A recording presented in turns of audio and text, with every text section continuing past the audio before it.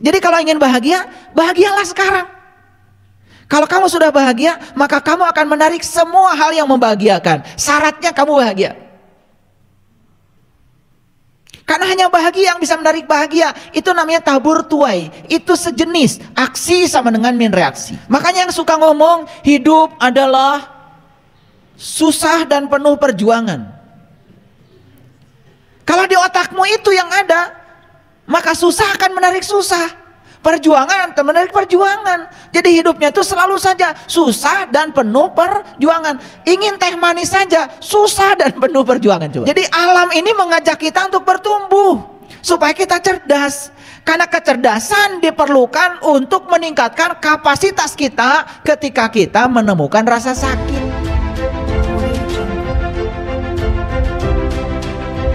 Makanya hidup itu adalah gema. Apa yang kau keluarkan itu yang akan memantul pada dirimu. Ketika kamu merendahkan siapapun, orang lain, dengan julukan-julukan yang mengikuti kebencianmu sendiri, ingat, itu bukan buat orang lain, buat dirimu sendiri.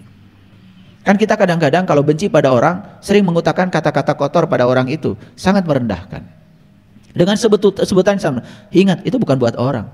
Kan orangnya juga tidak bersama kita. Itu buat kita. Jadi sebetulnya tidak ada buat orang lain, semua buat diri kita sendiri.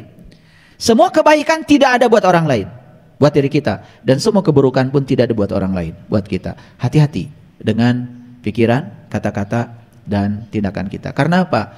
Lingkungan kita mencerminkan diri kita. Diri kita juga mencerminkan lingkungan kita. Jadi sebenarnya kita dengan lingkungan itu ya ada refleksi. Jadi kalau saya jelaskan kenapa kita bisa melihat bayangan kita di cermin, itu refleksi. Kalau saya jelaskan pasti pusing, walaupun tiap hari bercermin. Mekanisme fisikanya tidak sederhana. Karena ketika tubuh kita berdiri di depan cermin, tubuh kita itu sebetulnya memancarkan sinar. Nah, sinar itu datang ke cermin dengan sudut datang tertentu.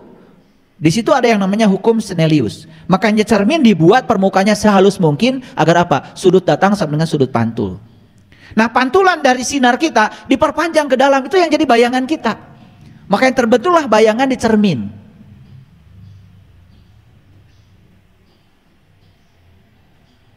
Saking sering bercermin sampai tidak pernah bertanya, mengapa ya saya bisa bercermin? Dan mengapa bayangan saya ada di dalam cermin? Dan mengapa jarak dari saya ke cermin sama dengan dari cermin ke bayangan saya? Pernah nanya? Nggak pernah. Terlalu mewah bagi kalian itu bertanya. Pokoknya kalau udah bercermin paling.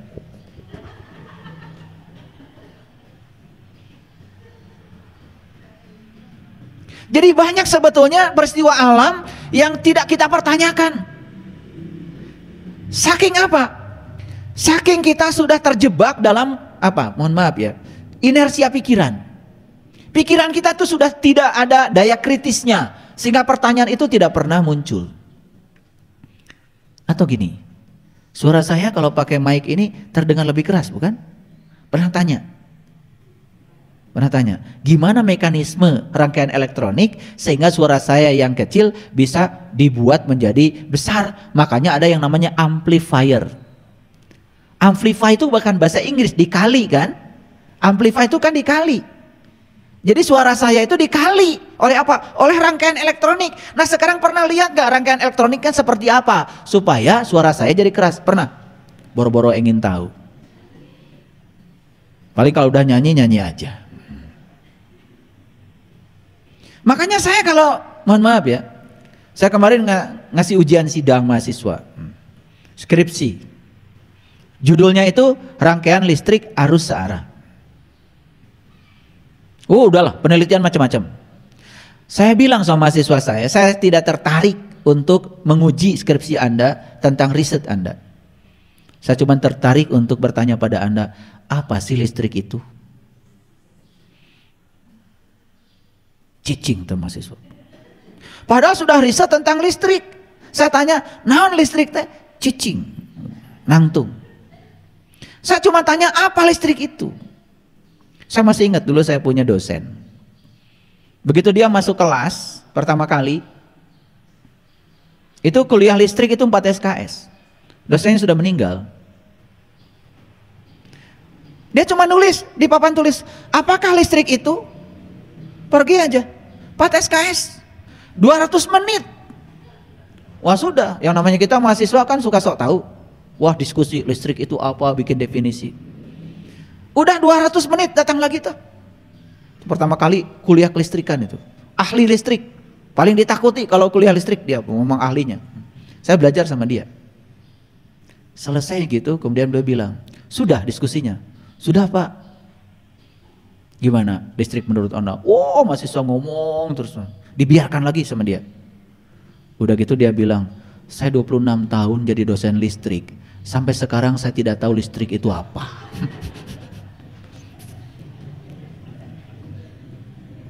Iya. Ada guru besar saya itu, beliau itu guru besar paling hebat lah. Beliau ngajar kuantum mekanik gitu. Waktu itu beliau cerita di kelas. Beliau itu berkesempatan untuk makan pagi dengan pemenang hadiah Nobel yang menemukan elektron. Dan itu kehormatan yang luar biasa. Jadi bisa makan pagi dengan orang yang memenangkan hadiah Nobel bidang elektron. Dan kemudian dia tanya, Anda itu hebat karena Anda sudah dapat hadiah Nobel pemenang menemukan elektron. Apa jawaban dia? Itu yang saya bingung katanya. Sampai sekarang saya tidak tahu elektron itu apa. Pemenang hadiah Nobel bidang elektron dikagumi oleh orang seluruh dunia sampai memenangkan hadiah Nobel, ditanya dia tuh nggak ngerti elektron itu. Makanya puncaknya ilmu itu sebetulnya nggak tahu apa-apa. Makanya orang yang mengklaim dirinya banyak tahu, sebetulnya dia itu nggak tahu apa-apa. Yang paling tinggi ilmunya saja mengatakan nggak tahu apa-apa. Makanya puncaknya belajar tuh nggak tahu apa-apa. Apalagi saya sudah tahu Allah, sudah ketemu Allah. Waduh, itu tanda bahwa kamu belum kemana-mana. Allah tidak anggap satu titik gitu, yang ditemui oleh kamu di sebuah titik gitu. Bagaimana dia yang tak terbatas, kemudian dibatasi oleh pikiranmu sendiri? Tidak seperti itu.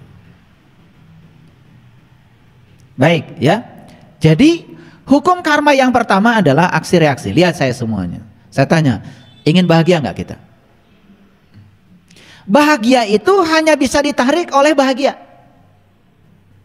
Dan bahagia tidak mungkin ditarik oleh sedih. Jadi kalau ingin bahagia, bahagialah sekarang. Kalau kamu sudah bahagia, maka kamu akan menarik semua hal yang membahagiakan. Syaratnya kamu bahagia.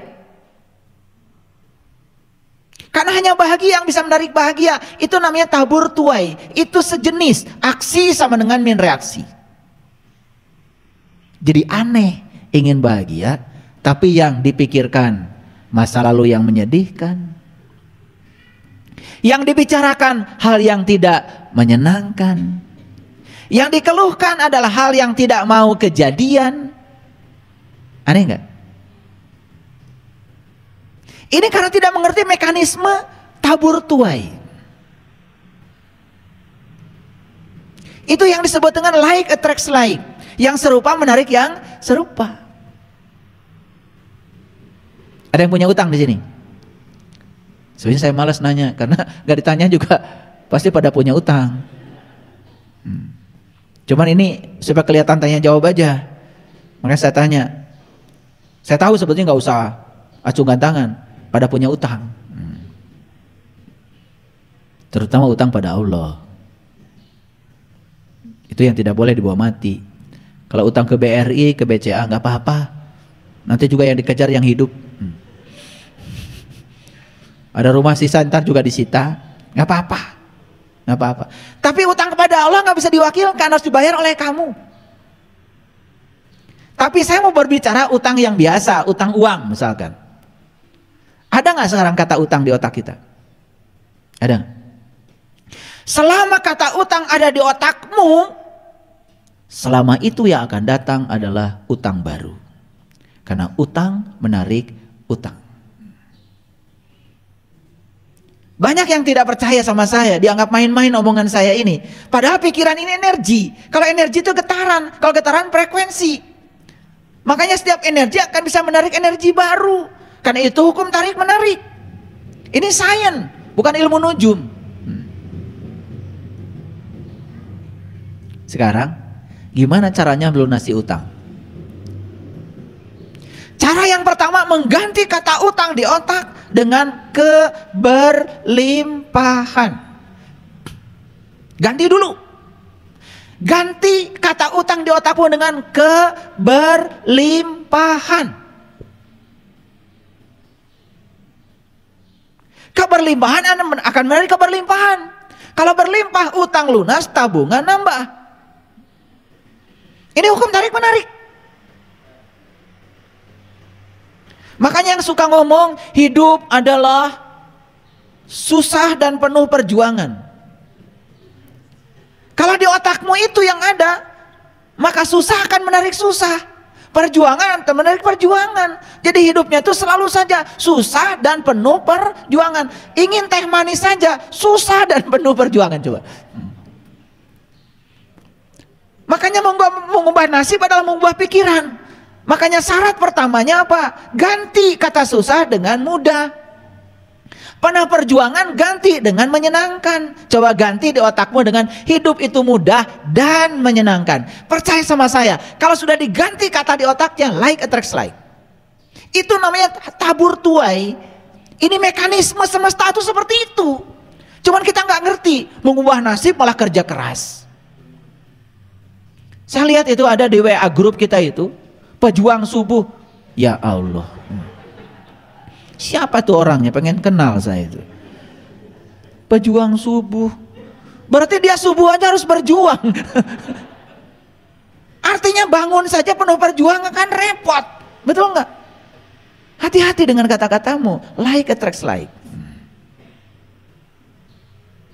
Paham? Yang kedua, mekanisme karma bekerja itu adalah menurut aturan penciptaan. Siapa sang Maha Pencipta? Pikiran kita. Oleh karena itu maka kita harus ikut berpartisipasi dalam mengkreasi proses penciptaan yang baik. Itu yang disebut dengan mengubah nasib. Aturan karma yang ketiga adalah kerendahan hati. Karena apa? Perhatikan saya. Sepanjang kita menolak yang tidak kita inginkan, maka yang tidak diinginkan akan datang berulang-ulang sampai kita bisa menerimanya. Itu. Aturan yang keempat, karma ini ada sebagai proses edukasi untuk bimbingan agar kita bertumbuh. Bertumbuh berarti berubah. Siapa yang tumbuh? Yang tumbuh itu jiwa. Tumbuh apanya? Tumbuh kedewasaannya. Oleh karena itu maka pertumbuhan tubuh tidak dikategorikan sebagai sebuah pertumbuhan. Karena pertumbuhan itu sebenarnya adalah pertumbuhan jiwa. Karena tubuh itu nanti juga pada akhirnya akan selesai, diganti tubuh yang baru. Tapi jiwa harus terus bertumbuh. Jadi biar kita hidup di tubuh mana, di tahun mana, di ruang waktu yang mana, sepanjang kita diberi tubuh, sepanjang itu pula jiwa kita akan bertumbuh. Kalau mau belajar. Karena banyak yang hidupnya sudah berulang kali di semesta ini tidak tumbuh kedewasaannya karena tidak mau belajar. Selanjutnya hukum karma itu punya aturan tanggung jawab. Apa artinya? Kita dididik oleh semesta untuk bertanggung jawab. Oleh karena itu sadari, kita tidak menanggung karma orang lain. Kita hanya menanggung karma kita sendiri. Oleh karena itu gak perlu usil, gak perlu komentar kepada apa yang dilakukan orang lain, karena Anda tidak menanggung karma orang lain. Pakai yang kita lakukan selama ini, ya, ngomentari orang, menghakimi orang, karena kita tidak mengerti. Anda tidak pernah menanggung karma yang dilakukan oleh orang lain. Karena apa? Karma itu tidak perlu pakai Google Map untuk tahu alamat pembuatnya. Jadi tenang aja. Selanjutnya adalah fokus. Karena pikiran itu tidak bisa paralel, maka alangkah baiknya kalau kita selalu fokus kepada hal baik, supaya yang datang adalah hal baik. Karena begitu kita fokus pada hal buruk, apa yang terjadi? Pikiran menciptakan perasaan. Perasaan menciptakan realita. Realita yang buruk menciptakan pikiran buruk, menciptakan perasaan lebih buruk lagi, menciptakan realita yang lebih buruk, dan itu akan terperosok kita dalam lingkaran keburukan yang semakin dalam. Nah, kalau sudah paham itu, maka kita akan mulai bisa mengurangi sedikit penderitaan dalam kehidupan. Karena mekanismenya sudah kita pahami.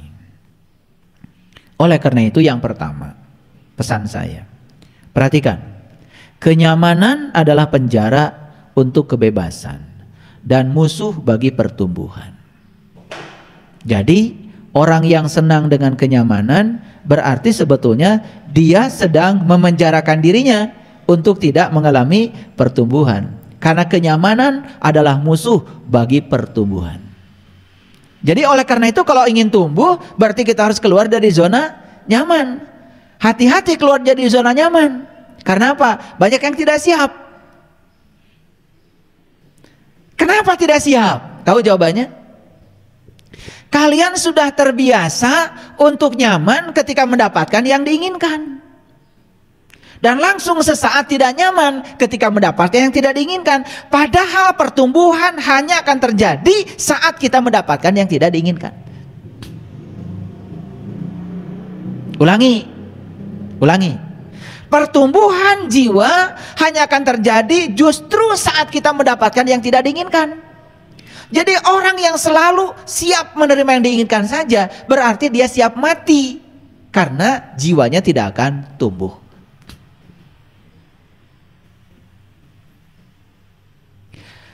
Ketika kita melangkah maju menuju pertumbuhan,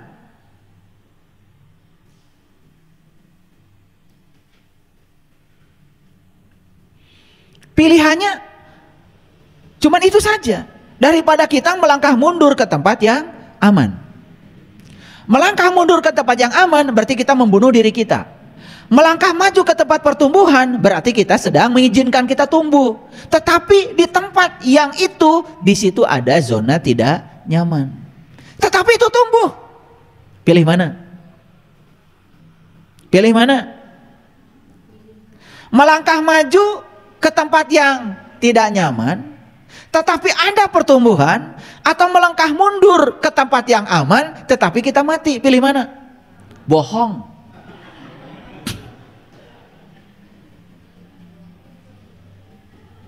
Bohong.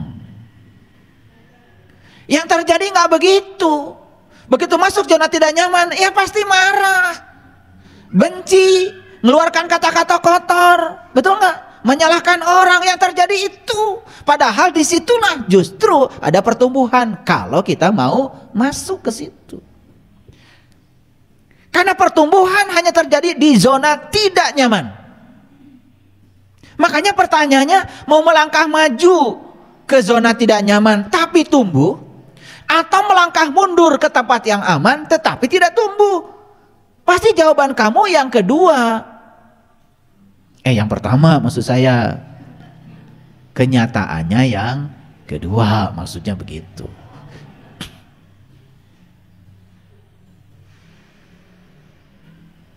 Jadi sebetulnya gejolak-gejolak kehidupan itu, sesuatu yang tidak nyaman itu, justru kalau dilihat dari kacamata semesta, itu cara semesta untuk menumbuhkan jiwa kita. Tapi setiap jiwa kita mau ditumbuhkan, kita tidak siap. Maaf ya, saya mau cerita sedikit. Saya tidak akan mengalami hari ini kalau saya tidak hidup kemarin. Tuh. Jadi yang mengantarkan saya ke hari ini itu siapa sebetulnya? Masa lalu kan? Pertanyaan saya. Bukankah masa lalu itu berjasa yang mengantarkan kita ke masa kini? Terus apa yang buruk dengan masa lalu? Yang buruk itu kan penilaian kita. Yang buruk itu penilaian pikiran kita. Jadi yang mengantarkan kita ke hari ini adalah semua hal yang terjadi di masa lalu. Kalau begitu, bukankah masa lalu itu berjasa mengantarkan kita menjadi kita yang hari ini? Terus apa yang salah dengan masa lalu? Ada yang salah? Yang salah apa?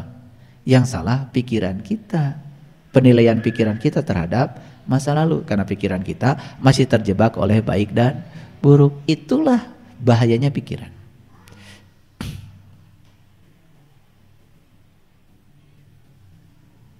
Oleh karena itu, manusia memerlukan 4 pelukan sehari untuk hidup. Memerlukan 8 pelukan sehari untuk kesehatan. Dan perlu 12 pelukan sehari untuk pertumbuhan. 4 nggak dapat. 8 komo. 12 mah apa lagi.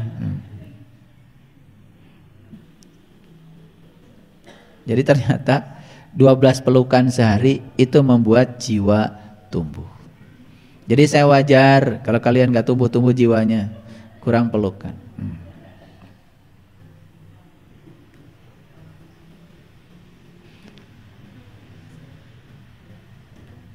Pernah gak lihat pohon, tapi dia itu tidak bebas? Tumbuh gak?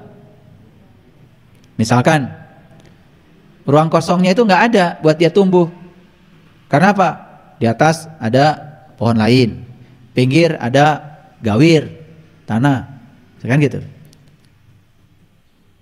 Pernah nggak melihat pohon yang pertumbuhannya tersendat karena begitu banyak penghalang? Karena dia tidak bebas untuk tumbuh. Pernah lihat? Ya. Saya habis nanam kopi sama Kang Ujang di Jelekong, di gawir. Nah, di taman kopi di sini, tapi di sini ada tanah. Kan saya nyuruh pegawai di sana, tolong ya dilingkari tanahnya supaya dia bisa bebas tumbuh. Jadi ternyata syarat untuk pertumbuhan itu harus ada kebebasan. Pohon saja kalau tidak ada kebebasan tidak tumbuh. Yuk kita sadari, selama ini kita tidak sadar sering memenjarakan diri sendiri, bahkan memenjarakan orang lain, supaya mengikuti pikiran sempit kita. Dan hati-hati, itu yang membuat kita tidak tumbuh.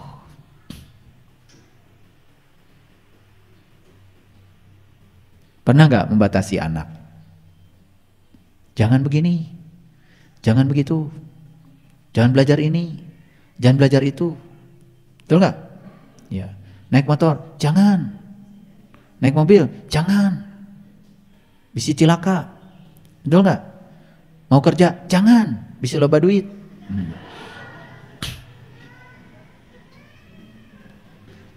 Makin dikerangkeng, makin tidak tumbuh. Dan kita sering mengatasnamakan cinta kasih kepada orang lain ketika kita mengkerangkeng kebebasan orang lain dengan alasan cinta kasih, padahal kita sedang mematikan pertumbuhan orang lain. Itu yang disebut dengan intervensi terhadap karma. Makanya kita ini harus bisa memberikan ruang pada orang lain untuk melunasi karmanya. Jangan sampai kita intervensi. Oleh karena itu maka kita tidak bisa berada dalam mode bertahan. Kita harus berada di mode pertumbuhan kalau ingin tumbuh. Nih saya tanya, ada nggak orang yang dalam kehidupan ini kedewasaannya nggak numbuh-numbuh? Ada kan? Tapi dia sibuk kan? Kenapa? Karena dia setiap saat bertahan di mode bertahan, tidak memasukkan dirinya di mode pertumbuhan. Mode bertahan berarti di zona nyaman. Mode pertumbuhan berarti di zona tidak nyaman. Jujur ya, pilih zona nyaman atau tidak nyaman? Semua pilih zona nyaman, tapi ingin tumbuh. Aneh nggak? Gitu. Ingin tumbuh tetapi memilih untuk ada di zona nyaman. Tahu artinya zona nyaman? Kita berada di situasi yang kita ingin. Dan kita melarang diri kita memasuki situasi yang tidak kita ingin. Itu. Makanya orang yang semacam itu tidak pernah bertambah pengalaman hidupnya. Tidak semua pertumbuhan itu perubahan. Seperti halnya tidak semua pergerakan itu kemajuan. Jadi jangan menganggap setiap perubahan itu adalah pertumbuhan. Belum tentu. Karena setiap pergerakan juga belum tentu kemajuan. Dan oleh karena itu, bagaimana siasatnya supaya setiap perubahan itu adalah pertumbuhan? Kan pohon bisa saja berubah, ya tak? Asalnya sudah bagus, tapi kemudian jadi layu, kan berubah juga. Dan itu bukan pertumbuhan. Setiap perubahan jangan dikategorikan pertumbuhan, karena setiap pergerakan juga belum tentu kemajuan. Jadi berarti pertumbuhan itu yang saya maksud adalah selalu linear atau kuadratis, mengarah kepada yang positif. Nah, nanti kita lihat ya, kita ukur, kita tumbuh apa tidak. Baik. Pertumbuh alam menunjukkan bahwa dengan pertumbuhan maka kecerdasan datang. Catat oleh kalian, pertumbuhan itu adalah cara alam untuk membuat kita tambah cerdas. Setuju? Oke, kalau gitu saya ulang lagi. Memasuki zona tidak nyaman, pertumbuhan bukan? Pertumbuhan. Memasuki zona tidak zaman, ada masalah nggak di situ? Ada masalah. Begitu memasuki masalah, ada kesulitan nggak? Ada kesulitan. Bukankah di situ kecerdasan tumbuh? Saya bertanya sekarang kalau gitu, mau cerdas? Mau cerdas? Nah, syarat cerdas itu harus membiarkan diri kita di mode pertumbuhan. Berarti kalau mengizinkan diri kita di mode pertumbuhan, izinkan kita berada di zona yang tidak nyaman. Kan di situ ada masalah dan kesulitan. Di situ cara semesta menumbuhkan kita. Sekarang saya tanya lagi. Faktanya, kita kan ingin bertahan di zona nyaman. Tapi kalau ditanya ingin cerdas, ingin. Itu yang menyebabkan kecerdasan kita stagnan, tidak naik-naik. Karena antara keinginan dengan fakta berbeda. Jadi alam ini mengajak kita untuk bertumbuh supaya kita cerdas. Karena kecerdasan diperlukan untuk meningkatkan kapasitas kita ketika kita menemukan rasa sakit.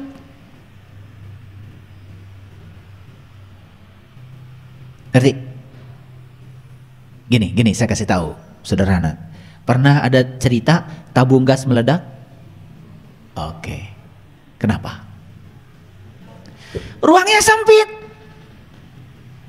Ledakan di ruang sempit sangat berbahaya. Makanya tim gegana dari Polri kalau menemukan bom yang mau diledakkan oleh teroris, karena oleh tim gegana dibawa dulu ke tempat yang lapang. Diledakkan juga.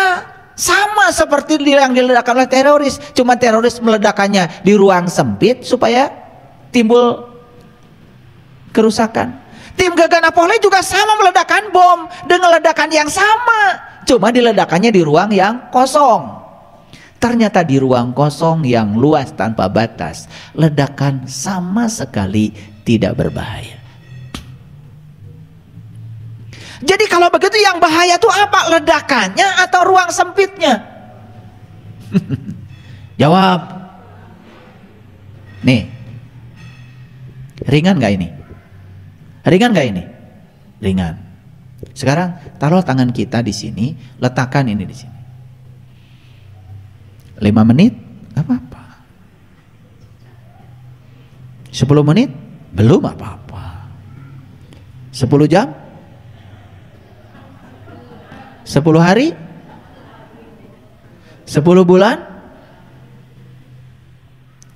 Jadi masalah kita tuh apa sebetulnya? Apakah masalahnya itu adalah besarnya masa air ini? Atau kelamaan kita memegangnya? Pintar kalian itu. Jadi yang membuat kita menderita itu sebetulnya bukan masalah lila teuing nyepengna.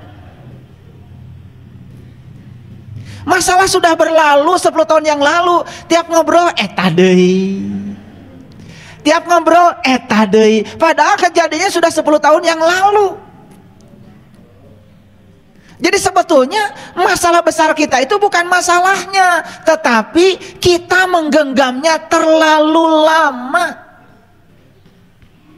Tiap ngobrol teh balik deui kadinya.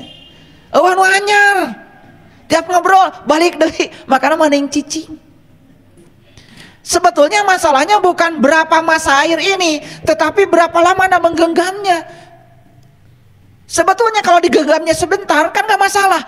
Pernah lihat gak orang yang angkat besi 180 kilo? ditarik, gas tepuk tangan mah ragrageun deui. Nggak jadi masalah. Padahal 180 kilo, betul nggak? Iya, pernah lihat angkat besi? Ditarik, tepuk tangan ragrageun. Sampai tepuk tangan aja ragrag, juara. 180 kilo nggak bahaya. Ternyata 180 nggak bahaya kalau sebentar megangnya. Iya ngan salah sakilo setengah kilo, lila teuingnya pernah bahaya.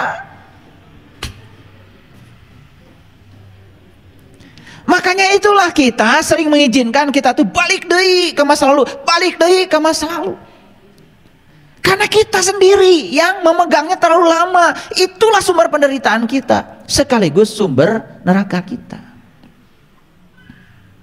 Mengingat masa lalu itu penting, bagus kalau itu ilmu. Tapi kalau mengingat kejadian yang sudah berlalu dan itu menyedihkan, gak penting amat. Karena itu akan membuat kita selalu sakit. Ulangi, ingin cerdas? Ingin. Caranya, izinkan diri kita berada di zona tidak nyaman. Supaya apa? Supaya tumbuh. Di zona tidak nyaman ada masalah? Banyak. Kesulitan? Ada. Bukankah dulu waktu di sekolah kalian jadi pintar karena kebanyakan mengerjakan soal? Masih ingat kan? Kalian sudah belajar matematika, kan sama guru matematika dikasih soal, 100 soal. Ketika mengerjakan soal jadi mulai pintar kan? Soal itu apa? Kan soal itu masalah. Makin dibanyakin masalahnya, itu adalah cinta kasih guru pada siswa supaya siswanya cerdas. Jadi cara semesta menyayangi kita tuh dibanyakin masalahnya kalau kamu mau. Makanya izinkan dirimu di zona tidak nyaman supaya tumbuh, karena disitulah masalah ada. Cerdas bukan? Nah, awas ini dicatat sama semesta. Selesai dari sini kalian pulang ke rumah langsung diproses. Saya doakan ya. Awas, yang doa saya ini. Saya doakan kalian cerdas, ya kan? Berarti doa saya kalian setelah ini masuk zona tidak nyaman. Ingat itu. Ketika masuk zona tidak nyaman, ingat saya. Oh, ini sedang dicerdaskan oleh semesta. Ingat itu, sadar, sedang dicerdaskan. Itu cinta kasih semesta. Gak ada yang buruk. Gak ada yang buruk. Nah, begitu cerdas, apa yang terjadi? Kapasitas kita untuk menampung rasa sakit itu menjadi besar. Akibatnya apa? Rasa sakit menjadi tidak bahaya dan tidak menyakitkan karena kapasitasnya besar. Jadi ledakan hanya berbahaya kalau ruangnya sempit. Makanya dalam fisika proses meledaknya sesuatu disebut proses isohorik. Nah, isohorik itu artinya apa? Volume konstan. Suatu proses yang berlangsung di mana volumenya konstan itu namanya isohorik. Perhatikan, ruang bakar mesin mobil itu tidak pernah membesar. Begitu ada bensin dikompresi di ruang bakar, karena prosesnya isohorik, ledakannya luar biasa. Itu yang menyebabkan ya piston terdorong dan memutarkan ban. Pernah dengar nggak? Ada truk di jalan tol meledak banyak. Pernah? Kenapa? Dia bergesekan terus dengan jalan, terjadi transformasi kalor dari jalan ke ban, kemudian terjadi peningkatan tekanan, sementara volume ban kan tetap. Disitulah terjadi ledakan. Jadi ledakan itu terjadi karena apa? Energi terus bertambah, volume tidak bertambah. Jadi itulah terjadi ledakan. Gelo, depresi, stres, akibat apa? Masalah tambah banyak, kapasitas untuk menampungnya tidak pernah berubah. Ngaji ente, belajar kesadaran tidak, akibatnya apa? Pengetahuan eta-eta keneh, ari masalah tambah loba, kapasitas tidak bertambah, cerdas mah komo teu nambah. Apa yang terjadi? Ya udah, gelo. Jadi sebetulnya gelo itu akibat dari kapasitas tidak pernah bertambah. Jadi sebetulnya yang menyebabkan orang depresi itu sebetulnya bukan masalahnya, kapasitas dia untuk menampung masalah tidak berubah. Itu sebetulnya. Itulah pentingnya kita ketemu seperti ini, belajar tentang kesadaran. Setiap ketemu saya kapasitas ditambah. Begitu ada masalah nggak kerasa, karena kapasitas nambah terus. Bayangkan masalah tambah banyak, kapasitas tidak dirubah. Terjadi proses esohorik, ledakan tidak bisa dihindarkan lagi. Sedikit nih pakai fisika. Kalau ditanya, kenapa meledak? Isohorik. Gitu. Kan keren kan? Volume tetap. Ya kan? Volume otak tetap, pengetahuan tetap. Kan gitu. HT tetap, tidak lapang. Ledakan tidak bisa dihindari. Gelo. Karena apa? Karena di situ kita membatasi diri. Makanya orang-orang yang selalu meluaskan kapasitas dirinya, menambah pengetahuan, meningkatkan kesadaran, meluaskan dada, memaafkan, sebenarnya dia sedang meningkatkan kapasitas diri. Apapun yang terjadi nggak terasa. Paham ya? Oke. Jadi ledakan bahaya apa tidak? Bahaya tidak? Tidak bahaya kalau ruangnya tanpa batas. Ledakan sekecil apapun menjadi bahaya kalau ruangnya tidak berubah atau isohorik atau volumenya tetap. Jadi ketemu saya untuk apa? Meningkatkan kapasitas, meningkatkan volume. Ya? Oke. Makanya hanya dengan tingkat kecerdasan yang tinggi, penderitaan akan mencapai titik tertinggi. Ulangi. Hanya dengan tingkat kecerdasan yang tinggi, penderitaan mencapai titik yang tertinggi. Jadi rupanya penderitaan yang hebat itu tugas utamanya diutus ke semesta ini untuk meningkatkan kita sampai mencapai kecerdasan yang tertinggi. Makanya kalau orang yang sudah sampai di sini kesadarannya, oh ternyata makin banyak penderitaan, sebetulnya peluang untuk meningkatkan kecerdasan diri pada tingkat tertinggi makin besar. Kapasitas kita untuk meningkatkan volume ruang kita semakin besar. Makanya cuman ada dua hukum besar dalam kehidupan. Yang pertama pertumbuhan, yang kedua adalah kemerosotan. Cuma dua aja, tumbuh atau merosot. Cuma dua aja. Karena sesuatu yang tidak tumbuh pasti lama-kelamaan akan mati. Oleh karena itu maka pertumbuhan adalah satu-satunya saksi dalam kehidupan. Jadi ciri orang hidup adalah tumbuh. Banyak gak orang hidup tapi tidak tumbuh? Nggak hidup. Pertumbuhan adalah satu-satunya saksi di kehidupan. Karena ciri hidup itu tumbuh. Jadi kalau kita hidup tidak tumbuh, sama dengan tidak hidup. Oke. Sekarang kita ukur. Apakah kebijaksanaan kita tumbuh? Gimana cara ngukurnya? Gampang. Ketika sifat jahat kita mereda. Jangan buru-buru mengatakan saya sudah mencapai kebijaksanaan, jahat keneh mah. Kalau kejahatan sudah mereda, itu tandanya kebijaksanaan sudah tumbuh. Itu indikatornya. Kejahatan itu berarti merugikan diri sendiri dan orang lain. Setiap pertumbuhan itu mengandung kuman kebahagiaan. Ternyata pertumbuhan itu bukan sekedar meningkatkan kecerdasan, tetapi meningkatkan kebahagiaan. Oleh karena itu bagi orang yang sudah sadar, kerusakan sebagai sesuatu yang indah dan ekspresi kehidupan yang kaya sebagai pertumbuhan. Jadi nggak usah khawatir kalau di semesta ada kerusakan. Justru kerusakan itu bagi orang yang sadar sesuatu yang indah, ekspresi kehidupan yang kaya sebagai pertumbuhan.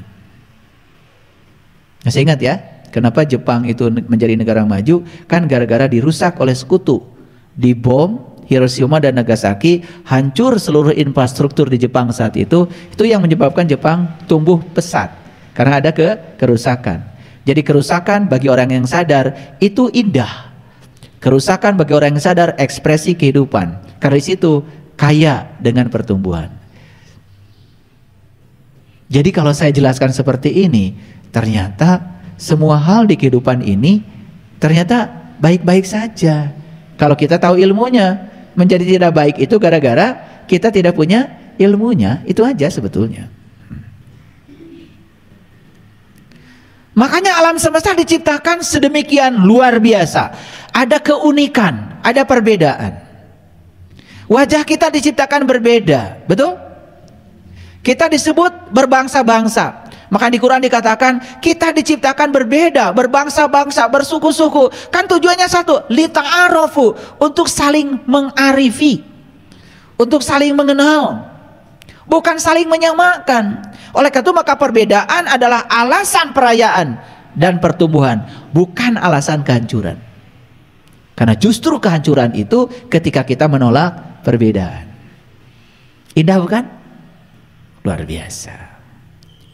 Kita tahu bahwa penuaan tidak hanya berarti pelapukan, tetapi juga pertumbuhan kalau jiwanya tumbuh.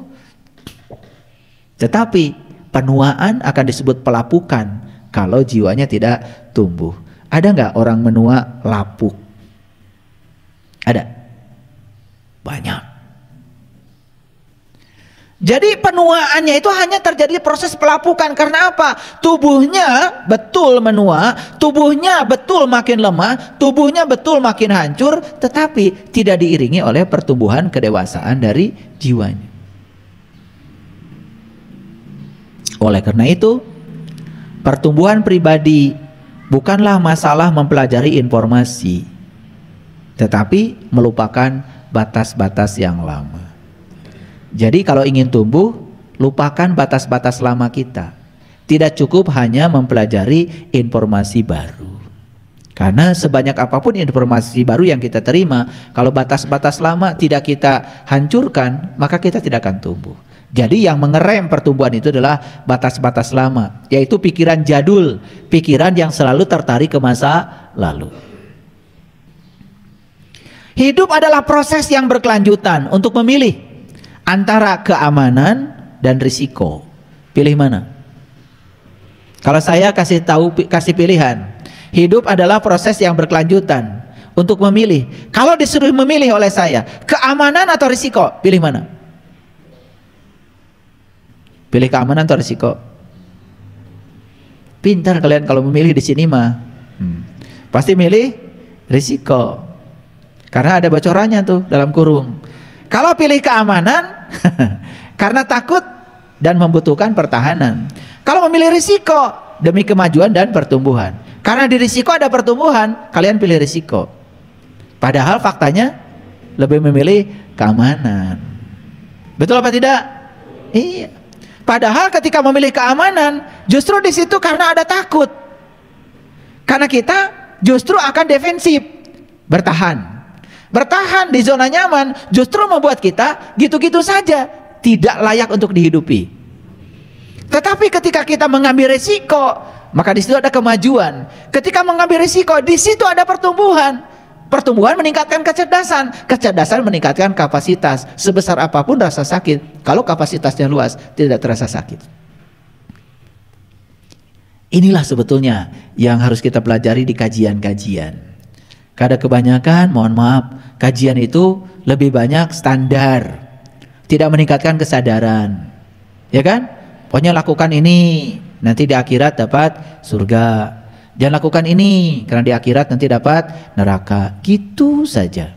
Padahal surga dan neraka itu di sini, saat ini, sekarang. Kita tidak akan dapat surga di masa depan kalau hari ini kita menciptakan neraka. Tidak mungkin ujug-ujug neraka hanya menghasilkan neraka, surga hanya menarik surga. Tidak mungkin neraka menarik surga, surga juga tidak mungkin menarik neraka, karena hukum tabur tuai. Itu mekanisme semesta bekerja seperti itu, sebanding. Oke? Oleh karena itu maka kesalahan abadi dari umat manusia adalah menetapkan cita-cita yang ingin dia capai dan dapat dia capai. Ulangi. Kesalahan abadi umat manusia adalah menetapkan cita-cita yang dapat dicapai. Itu kesalahan abadi semua manusia. Karena ini di zona nyaman.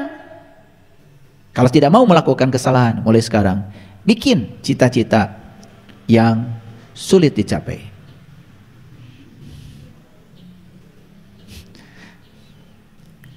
Maka di situ ada kata-kata bermimpi setinggi langit. Gini, saya tidak mau berisiko. Ya sudah, saya jualan gehu pinggir jalan. Berapa potong? 10 potong. Untungnya berapa? 1 gehu untungnya 500. 10 potong dapat 5.000. Karena takut risiko, kalaupun tidak laku dijual, maka gehu akan saya makan. Betul? Jadi pertama, kalaupun laku dijual, untungnya cuma 5.000. Kalau nggak laku dijual, jadi kenyang. Besok nggak punya modal lagi. Mau gitu terus. Makanya nggak maju-maju, gitu aja terus. Karena apa? Dia hanya menetapkan cita-cita yang dapat dia capai. Maaf ya, saya tinggal di kampung, jauh. Kalau yang pernah ke kampung saya jauh sekali, jalannya berkelok-kelok. Sekarang sudah ada jalan aspal. Dulu itu jalan ke kampung saya itu ya batunya segede-gede kepala saya. Yang lewat situ cuma truk saja. Saya mohon maaf dari kecil menetapkan cita-cita yang tidak bisa dicapai. Artinya cita-cita yang besar. Bukan tidak bisa dicapai, cita-cita yang besar. Saya ingin sekolah, padahal orang tua tidak punya biaya. Ya kan?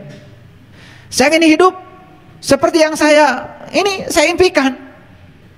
Padahal saat itu kalau melihat ukuran boro-boro buat sekolah, buat ongkos pergi ke kota aja tidak bisa, tidak ada. Nah kalau kita selalu menetapkan sesuatu berdasarkan ukuran kita, maka disitulah kita akan mati. Coba tetapkan sesuatu berdasarkan ukuran Allah.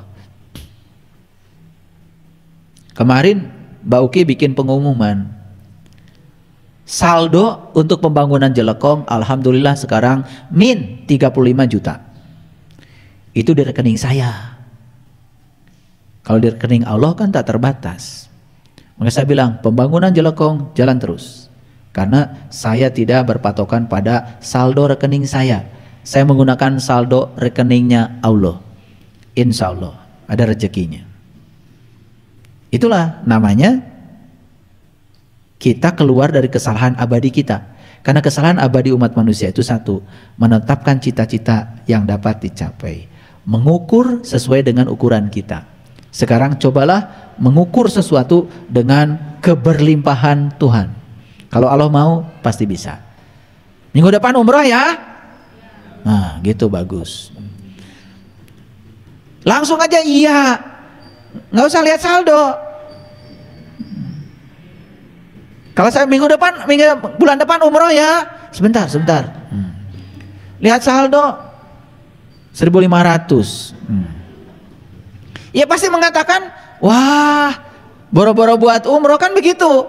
Karena kamu mengukur, membuat cita-cita hanya yang dapat dicapai. Dicapai oleh uangmu yang 1.500, bukan umroh. Betul nggak? Iya, beli kopi aja nggak cukup. Kopi kapal api berapa satu bungkus? Hah? Ya paling cukup buat ngopi. Itu juga nggak boleh duduk. Gitu. Baik. Jadi kegembiraan hidup itu terdiri dari satu, latihan energi. Kita terus ya melatih agar energi kita berlimpah. Yang kedua, melatih diri agar tumbuh berkelanjutan. Yang ketiga, gak apa-apa perubahannya konstan, tapi terus ada perubahan. Yang keempat, ya kita setiap saat mengalami pengalaman baru. Maka dengan melakoni semua itu, kesadaran besar datang perlahan, walaupun sepotong demi sepotong. Kesadaran besar akan datang perlahan. Jalan pertumbuhan spiritual adalah jalan belajar sepanjang hayat. Itu yang saya bilang tadi. Jangan khawatir karena jiwa kita abadi.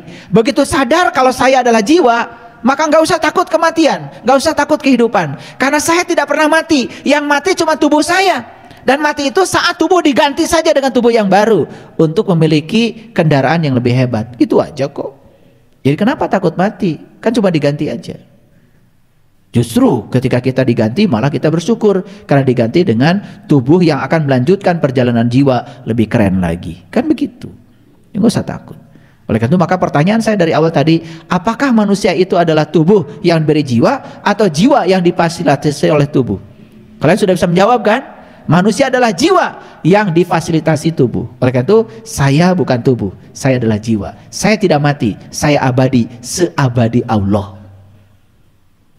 Gitu.